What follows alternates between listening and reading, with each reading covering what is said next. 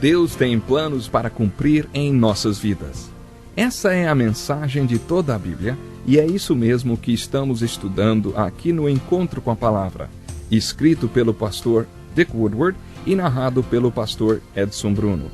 Fique atento a mais um programa que o Ministério Cooperativo Internacional leva a você. Com você agora, pastor Edson Bruno.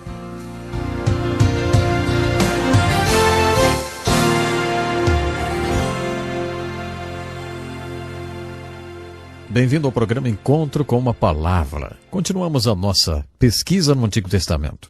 E eu sou muito feliz que você esteja comigo acompanhando esse estudo.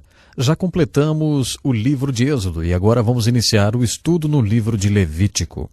Pessoas que estudam a Bíblia consideram o livro de Levítico como sendo um livro de difícil interpretação. Como já dissemos antes, estas pessoas que começam a ler a Bíblia o fazem muito bem até chegar à última terça parte do livro de Êxodo, quando chegam nas especificações do tabernáculo no deserto. Isso aí reduz a velocidade do estudo e então, quando chegam no livro de Levítico, desistem de tentar entender a Bíblia. A palavra Levíticos significa aquele que pertence aos levitas. Os levitas eram os sacerdotes. Para entender o livro de Levíticos, é absolutamente essencial que você entenda aquele pequeno tabernáculo no deserto, como foi chamado. Bom, eu já disse antes, a palavra tabernáculo significa tenda. Esta era uma tenda, uma pequena tenda no deserto, a qual Deus ordenou Moisés para construir. Era uma tenda de adoração. Primeiro, ela tinha uma pequena cerca em sua volta. Isso se assemelha a uma cerca de tela que conhecemos. Como eu já disse antes, você não ficaria muito impressionado se visse essa tenda. A área dentro da cerca era o pátio. Mais tarde, o templo de Salomão foi construído nesse mesmo padrão. O pátio media 5,5 hectares. Foi nesse pátio que mais tarde Jesus virou as mesas dos negociantes que profanavam esse lugar tão santo fazendo lá seus negócios. Mas na tenda de adoração o pátio não era tão grande. Não passava dos 14 metros de largura. Se o pecador quisesse o perdão de Deus, ele iria para a tenda e então o sacerdote o encontraria no portão do pátio.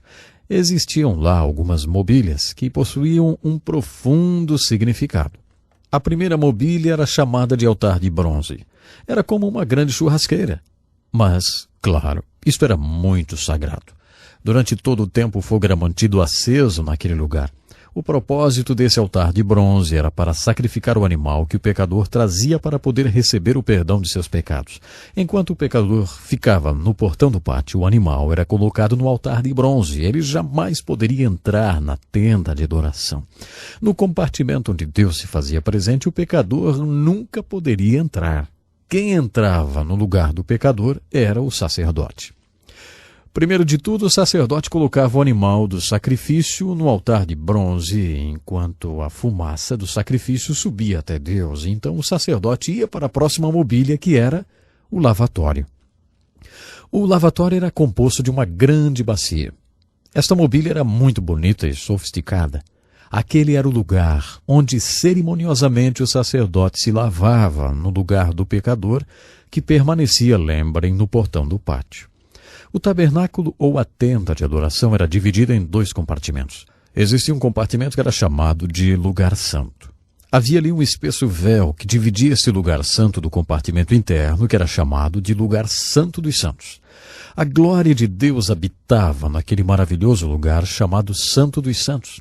Como o sacerdote entrava na tenda de adoração e se movia entre a mobília que lá estava, eles se aproximavam da presença de Deus que habitava naquele lugar. Existia na tenda de adoração 4 mobílias diferentes. Após se lavar cerimoniosamente no lavatório, o sacerdote entrava para o lugar santo. À sua esquerda estava o castiçal. O castiçal era altamente significativo. Representava a revelação de Deus para as pessoas quando ele lhes deu a sua palavra. É muito claro para nós que eles não teriam tido o conhecimento desses procedimentos para se aproximar de Deus se ele mesmo, o Senhor, não tivesse lhes dado a sua palavra. Assim, o sacerdote diante do castiçal agradecia ao Senhor por ele ter revelado ao pecador, que ainda estava lá no pátio, que através de sua misericórdia ele poderia se achegar a Deus, ter o perdão e ter restaurada sua comunhão com Deus. À direita havia a mesa dos pães. O propósito desta mesa dos pães era o mesmo que o maná simbolizou, ou seja, o símbolo da provisão de Deus. Isso fazia lembrar que Deus pode prover o nosso pão de cada dia. Deus abre suas mãos e satisfaz o desejo de todo ser vivo. Ele pode nos dar o pão e a carne na estação devida. Esse era o propósito da mesa dos pães. À frente da espessa cortina que bloqueava o lugar santo dos santos estava o altar de incenso. Nesse altar, o sacerdote fazia uma poderosa oração intercessória pelo pecador que estava aguardando lá no portão do pátio. Após esta intercessão, o sacerdote voltava ao pátio e o pecador era declarado perdoado de seus pecados. Ali, o sacerdote conhecia o próximo pecador que havia ido buscar o perdão de seus pecados e o procedimento era repetido. Durante todo esse tempo, o pecador apenas aguardava e não oferecia nenhum tipo de sacrifício, já que o animal que ele havia trazido foi morto e sacrificado. Quem intercedia por ele era sempre o sacerdote. Uma vez por ano, todas as pessoas se reuniam em volta da tenda de adoração. Nesta ocasião, o sumo sacerdote passava pelo véu e entrava no lugar santo dos santos oferecendo um sacrifício de sangue para o perdão dos pecados de todas as pessoas. Essa era uma ocasião muito especial. Isso acontecia apenas uma vez por ano. Diariamente o sacerdote somente ia até o altar de incenso. Eu gostaria agora de olhar mais de perto para estas mobílias. Na verdade, vamos examinar uma de cada vez. Todos os artigos de mobília do tabernáculo tinham argolas especialmente colocadas em cada um, para que quando o povo voltasse a marchar, as mobílias pudessem ser levadas com facilidade. O altar de bronze realmente simbolizava o Evangelho no Novo Testamento. Se olharmos para essa tenda de adoração, temos que dizer que cada artigo de mobília encontrado nela é um retrato de Jesus Cristo. Na verdade, todo o tabernáculo é um retrato do Senhor Jesus. Quando o próprio Jesus disse que Moisés havia escrito sobre ele, sem dúvida ele estava se referindo à tenda de adoração ou ao tabernáculo. O altar de bronze nos fala sobre a morte de Jesus. Todos os animais eram sacrificados no altar de bronze e todos estes animais são o símbolo da morte expiatória de Jesus na cruz do Calvário. Então temos claramente o altar de bronze falando a nós sobre a cruz do Senhor Jesus. E ele nos diz: vocês não podem se aproximar do Santo Deus sem o sacrifício. Sem o sacrifício de sangue não existe nenhuma remissão de pecados. O altar de bronze nos diz que Deus é justo e santo. Deus deseja que sejamos também como Ele, justos e santos. O Senhor Deus condena tudo que não é justo e santo. Deus sabia muito bem que nem em 1 milhão de anos você poderia ser íntegro ou justo o bastante para se salvar. Dessa forma ele veio ao mundo em forma de um cordeiro e se ofereceu em sacrifício para que você e eu pudéssemos ser declarados íntegros, de acordo com a sua justiça. Isso é o que Deus fez. O que Deus espera de você e de mim é que creiamos nessa verdade quando Ele nos fala sobre isso. O altar de bronze nos fala disto. O que Deus é. O que Deus exige, o que Deus condena, o que Deus sabe, o que Deus fez e o que Deus quer que façamos. Toda esta mensagem está cuidadosamente embrulhada no altar de bronze. Em resumo, o altar de bronze nos mostra que o pecador não pode se aproximar do Santo Deus sem um sacrifício. Isto fez ser necessário o sacrifício de Cristo na cruz. O artigo a qual chamamos de lavatório, onde o sacerdote ia cerimoniosamente se lavar antes de entrar no lugar santo, está dizendo para nós o que a Bíblia diz em muitos lugares. Quem entrará no santuário do Senhor? Quem tem as mãos limpas e um coração puro. Comunhão com Deus. Este é o último objetivo da tenda de adoração. Tudo se move para esta direção.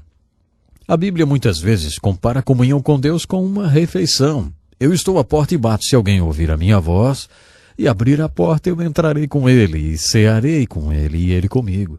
Aqui Jesus fala de comunhão com Deus como se fosse um grande jantar. E ele nos diz que Deus está convidando pessoas para esse jantar. As pessoas estão sempre achando desculpas. Ou é o trabalho, ou a mulher que se casaram, ou enfim, o mundo em que vivem, ou é o marido, enfim. O fato é que sempre estão achando desculpas. Não querem vir e participar desse banquete. Comunhão com Deus é descrita como um banquete ou lavatório. Está dizendo para nós o que nossa mãe nos dizia quando éramos crianças. Ei, lavem suas mãos antes de virem para a mesa. Lave-as antes de você vir para o jantar. Antes de você vir para ter comunhão com Deus, você tem que ser lavado e limpo antes de você vir para ter comunhão com Ele. Esta era a mensagem do lavatório. Na sala superior, Jesus estava lavando os pés dos apóstolos. Você lembra disso? Após ele ter lavado os pés de 6 discípulos, ele chegou para lavar os pés de Pedro. Você sabia que o mestre foi exatamente para ter a oposição de Pedro? Pedro foi bem claro ao perguntar: você está vindo para lavar os meus pés? O Senhor poderia ter dito: bem, Pedro, isso é exatamente o que eu vou fazer. Eu já lavei os pés de 6 homens aqui e agora é a sua vez. É exatamente isso. Eu estou vindo para lavar os seus pés, Pedro, então fique quieto. Mas o Senhor foi muito gracioso e paciente. Ele teve um grande diálogo com Pedro. Ele disse: agora você não entende o que eu estou fazendo, mas você entenderá isso mais tarde. Foi aí que Pedro disse: você nunca vai lavar os meus pés. E Jesus então finalizou dizendo: bom, se eu não lavar os teus pés, você não terá parte comigo em meu reino. Esta é uma grande verdade. Se eu não lavar você continuamente, então você não tem parte comigo, você não tem nenhuma comunhão comigo. Isto é o que Jesus estava querendo dizer. Quando Pedro ouviu aquilo, e você conhece muito bem o impulsivo Pedro, não? Ele disse: então eu quero um banho completo, lave minha cabeça, minhas mãos, me lave por inteiro. Se isso é necessário para eu ter comunhão contigo, eu quero tomar um banho agora. Lava-me todinho. Bom, ali o Senhor deu um grande ensinamento.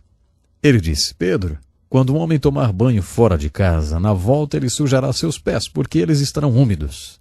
Então, quando ele chegar na sua casa, não vai precisar outro banho completo, apenas lavará os seus pés. O que o mestre estava se referindo era o banho da regeneração. Tendo tomado o banho da regeneração, como caminhamos através desse mundo, nossos pés ficam sujos. Dessa forma, temos que continuamente lavá-los. A Bíblia nos diz: a lavagem pela palavra de Deus. Ela pode nos lavar diariamente. Ou, em outras palavras, através da leitura e da meditação na palavra de Deus, permitiremos este poder transformador atuar em nossas vidas diariamente. Isto é o que simbolizou o sacerdote quando foi para o lavatório. E lá, com grande cerimônia, lavou-se a si mesmo enquanto o pecador aguardava no pátio do tabernáculo. O nosso tempo já acabou hoje. No próximo programa, por favor, esteja comigo. Vamos continuar a nos mover através da tenda de adoração ou tabernáculo, considerando cada mobília e o seu significado para o povo de Deus através de uma aplicação devocional que nos leva para mais perto de nosso Santo Deus. Até lá, então. Que lição importantíssima. Obrigado, Pastor Edson Bruno. Prezado ouvinte, coloque em prática o que você ouviu aqui. Sem dúvida, sua vida será grandemente abençoada. Este é um estudo escrito pelo Dr. Dick Woodward, na voz do Pastor Edson Bruno. Escreva-nos e solicite o material. Nosso endereço é Encontro com a Palavra, Caixa Postal 2011, CEP 89201-970, Joinville, Santa Catarina. Até o nosso próximo Encontro com a Palavra.